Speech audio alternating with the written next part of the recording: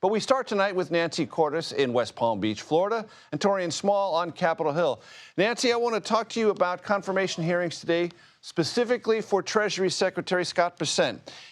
He was asked, there was a give and take about tariffs, and you know as well as I do that immigration and tariffs are going to be early prisms into how aggressive campaign promises are going to be translated into policy. Let's listen to this exchange between Oregon Democrat Ron Wyden and Scott Bessent. All through the campaign, we heard they weren't, that foreign countries were going to pay it. I think that's baloney. It's going to be paid for by workers and small businesses. So, your response? Yes, Senator, I would respectfully disagree.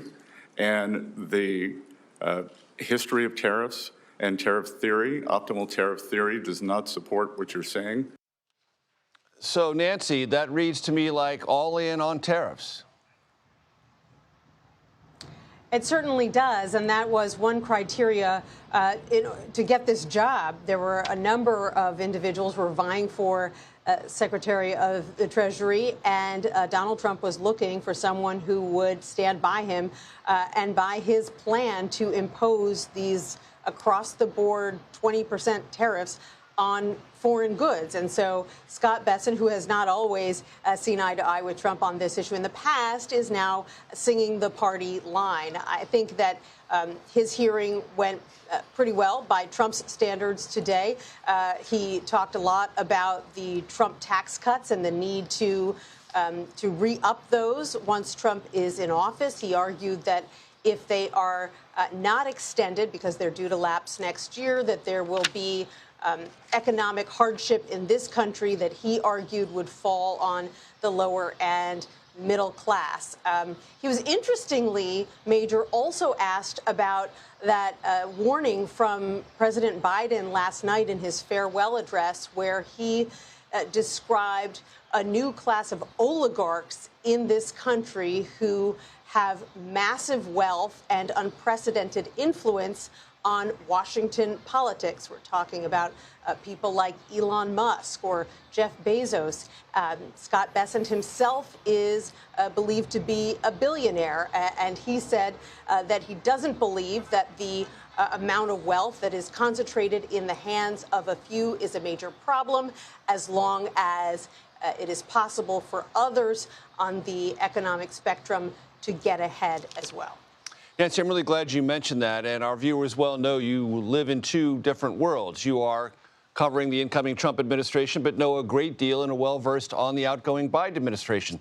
So for the audience's benefit, I want to play a segment of the farewell address from the president in the Oval Office last night on that very point. Let's listen. I'm equally concerned about the potential rise of a tech industrial complex that could pose real dangers for our country as well. Americans are being buried under an avalanche of misinformation and disinformation, enabling the abuse of power.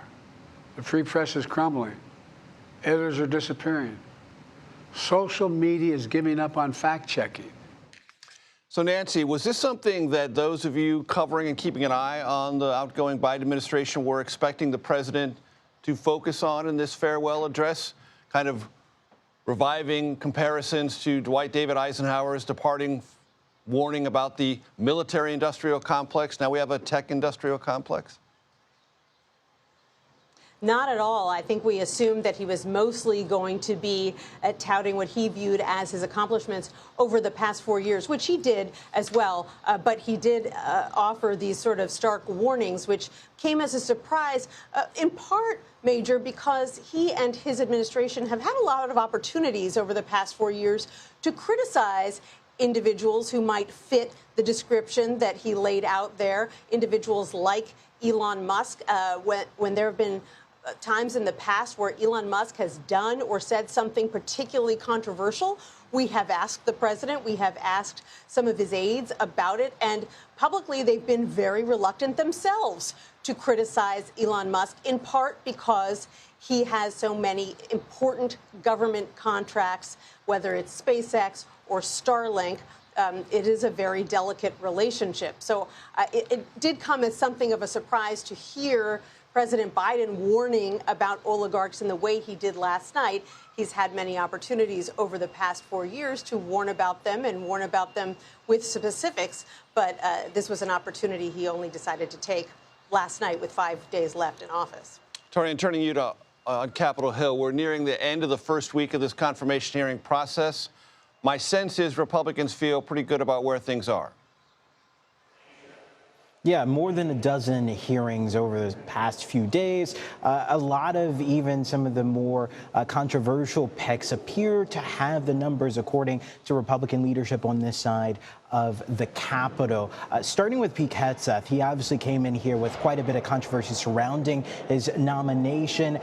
We saw during his confirmation hearing quite a few Democrats taking swipes at him, none more fiery than those lobbed by female senators. I remember Senator Warren asking him about his comments on the role of women in combat roles in the military. She asked him what has changed since his comments that he made on a podcast in early November to now, because he's been walking back quite a few of those comments. He was unable to answer. She answered for him, saying that it was just the fact that he was picked by Trump for this position. She said that doesn't inspire too much confidence by female members of the armed services. She believes that they probably believe that he'll revert back to his old thoughts on the matter. It's also Pam Bondi, who had quite a bit of a grilling on the Hill from Democrats. Even some of her biggest critics, though, like Dick Durbin, the ranking member on the Senate Judiciary Committee,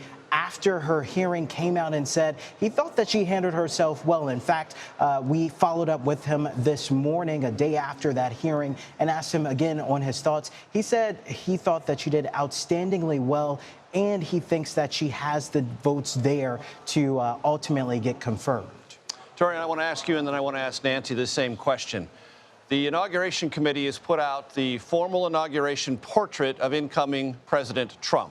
I want to put the two photos, Inauguration 2017 and Inauguration to come, side by side, so we can all take a look at the comparison. One smiling, the other scowling, sort of, I don't know, mugshot chic for the inauguration. Taurean, that seems to reflect the politics of the moment. Yeah, I mean, just based off of the incoming administration, what a lot of Trump's loyalists have been saying, this is a more serious, perhaps more aggressive administration than what we've seen in the past. The through line here is restoring in their minds the integrity behind a lot of these departments, removing weaponization, but also projecting strength on the global level. Marco Rubio, who is in contention for Secretary of State, often mentioned that no longer will the U.S. be looked at as working for a global agenda. He said this isn't isolationism. It's about prioritizing American interests first, and in doing that by projecting strength on a global level. And Nancy, your take? I mean, we did show the vice president's portrait, which is basically out of any yearbook you'd find anywhere in America, but the presidential one, very striking. Right. You have that side-by-side of the two Trump portraits. It would be interesting to see a side-by-side of his new portrait and his mugshot from 2023, because there were so many people who instantly remarked today how similar his expression was in those two photos. I don't know if you call it a glower or a smolder. Either way, there was definitely a vibe. And even the Trump team pointed it out. They put out a statement about the new official portraits, and they said they go hard. So I think it's no accident that he's got that expression. It was something that he clearly wanted to portray a tough new President Trump about to take office. Potential caption, back off, expletive deleted. Nancy Cordes, Taurean Small, thank you very much.